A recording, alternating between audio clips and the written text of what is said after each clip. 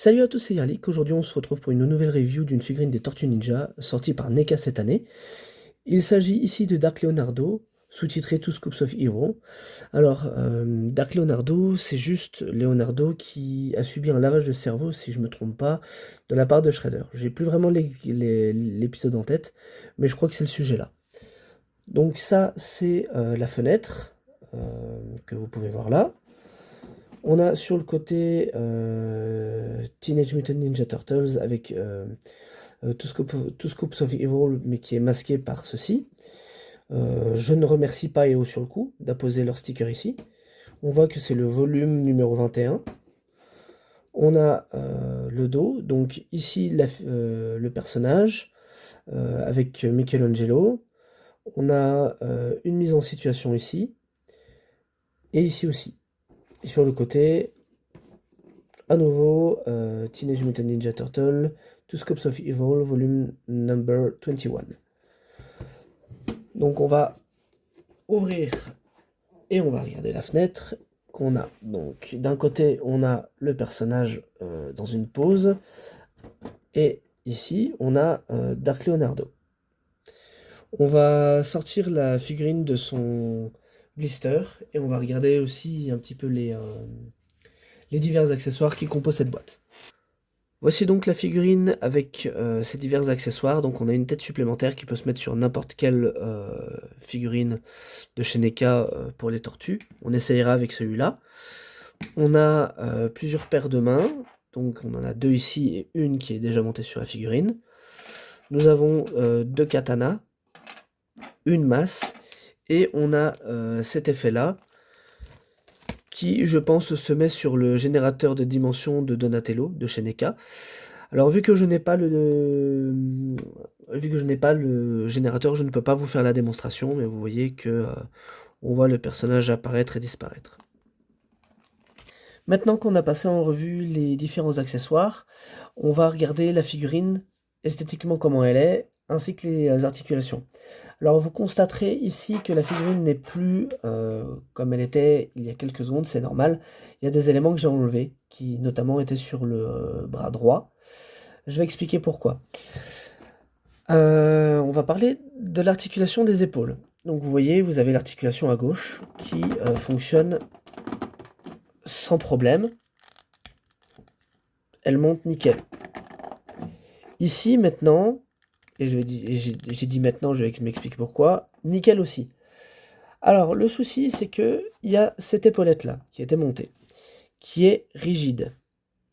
Si vous mettez l'épaulette, enfin, c'est pas vous mettez, c'est vous avez l'épaulette.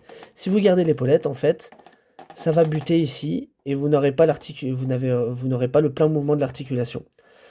Alors heureusement, je connais une méthode qui va me permettre d'utiliser ça. Ça va être de mettre un aimant ici et un aimant là. Comme ça, excusez-moi, quand je ferai ça, l'épaulette restera. Elle sera aimantée. Pour ce qui est de cet élément-ci, qui est un blaster, qui ressemble limite au blaster des Daleks de Doctor Who. Je suis pas sûr que ce soit tout à fait normal, mais quand j'ai sorti du packaging, elle était fixée, et là, ça s'est enlevé. À mon avis, c'était collé, et la colle n'étant pas assez forte, ça s'est enlevé. Honnêtement, je sais pas encore ce que je vais faire, si je vais regluer ça, ou si je vais apposer un aimant. Je pense que je vais probablement poser un aimant, pour que ce soit transparent et autres, et qui comme ça, si je veux l'enlever, je pourrais l'enlever. Donc à mon avis, je vais devoir peut-être, je sais pas, peut-être poncer, ou je sais pas encore. Donc ça va être de la partie customisation. Donc avant de passer au posing et à la conclusion, on va parler un petit peu des changements que j'ai faits sur la figurine. Tout d'abord, j'ai décidé de regluer cette partie-là. Par contre, cette partie-ci au-dessus n'est pas gluée.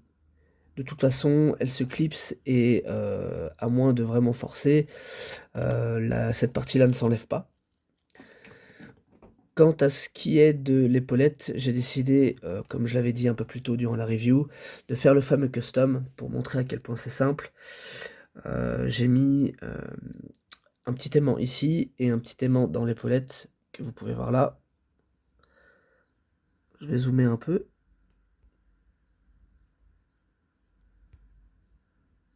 Voilà, donc vous pouvez voir. Après, vous pouvez constater que j'ai un peu merdé un petit peu sur la quantité de glu. Ça a été assez compliqué quand même de disposer cet aimant. Après, honnêtement, je pense que le jeu en vaut la chandelle parce que regardez, du coup l'articulation est totalement libérée et vous pouvez même orienter l'épaulette comme vous le souhaitez. Donc c'est plutôt pas mal je trouve. Donc maintenant on va passer à une petite session posing et à la conclusion concernant cette figurine-là. Pour le rangement des katanas, il faut qu'on en parle un petit peu. Il y a 2 encoches, une ici et une là. Il faut absolument mettre le premier katana ici à mi-chemin pour pouvoir rentrer celui-là. Ça demande juste un petit coup de main, mais comme vous le voyez, c'est pas très compliqué. Après, les armes s'enlèvent sans souci. Donc voilà.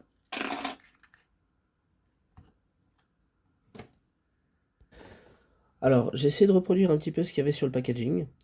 Vous pouvez voir du coup ici une pose avec Darklio et Michelangelo. Alors, je peux mieux l'orienter, bien évidemment, mais après, comme je disais plus tôt durant la review, franchement, c'est un vrai plaisir à articuler cette figurine-là, et je suis vraiment pas mécontent d'avoir fait la modification au niveau de l'épaulette, parce que ça donne encore plus d'amplitude de mouvement, donc je suis vraiment satisfait. On va passer à la conclusion concernant cette figurine-là. Alors pour rappel, le prix c'est entre 40 et 50 euros et vous avez quand même pas mal d'accessoires. Vous avez 2 katanas, vous avez une masse pour rappel, vous avez une tête supplémentaire, des mains, et vous avez même un élément pour une autre sortie de chez NECA, ce que je trouve quand même super. Donc moi je vous dis tout de suite, si la figurine vous intéresse et que vous n'avez pas peur de customiser cette partie-là, les 40 euros franchement vous pouvez y aller les yeux fermés, hein. Je trouve que c'est une très bonne figurine avec une très bonne valeur. Cela étant dit, je vous souhaite de passer une excellente soirée. À la prochaine. Ciao ciao.